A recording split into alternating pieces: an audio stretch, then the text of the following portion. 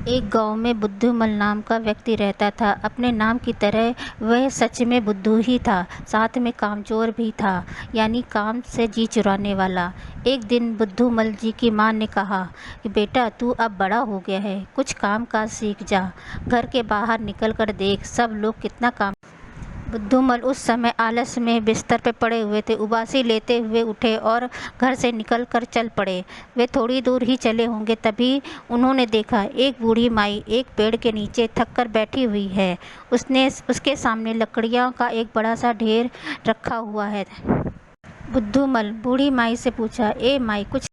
बूढ़ी माई ने कहा, अरे भाई, मैं तो खुद बहुत गरीब हूँ, मैं किसी को क्या काम दे सकती हूँ। लकड़ियाँ बेचकर जो पैसे मिलते हैं उनसे अपना काम चलाती हूँ, और आज चलते चलते थक गई हूँ। धूमल ने कहा, माई लाओ, मैं तुम्हारी मदद कर देता हूँ। तुम बहुत भले हो भैया, अगर तुम यह गट्ठर मेरे घर तक पहुँचा दो तो मैं इसके बदले में तुम्हें कुछ पैसे दे दूँगी। बूढ़ी माई बोली। धूमल बहुत खुश हुए।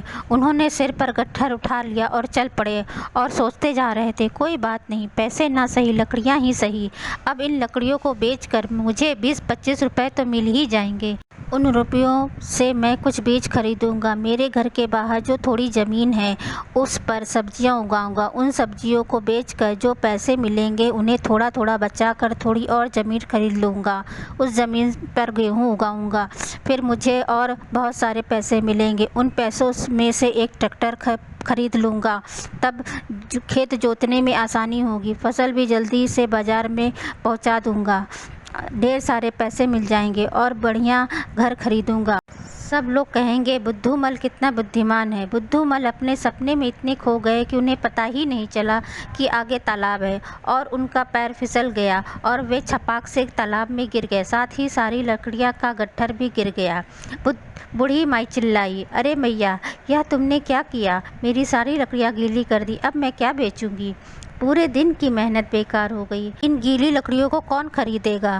बुद्धूमल पानी से बाहर निकले और बोले, माई, मुझे माफ़ कर दो, मैं अपने सपने में इतना खो गया कि मुझे पता ही नहीं चला कि आगे तालाब है। मेरा तो लाखों का नुकसान हो गया माई। बुद्धूमल सिर पकड़ कर बैठ गए। तब बूढ़ी माई बोली, बेटा, दिन में सपने देखना अच्छी बात नहीं है। मेहनत करो और फिर देखो, तुम्हें सब कुछ मिल जाएगा। इस कहानी से हमें यह शिक्षा मिलती है कि दिन में सपने नहीं देखने चाहिए, सपनों के साथ साथ कर्म और मेहनत भी करनी चाहिए।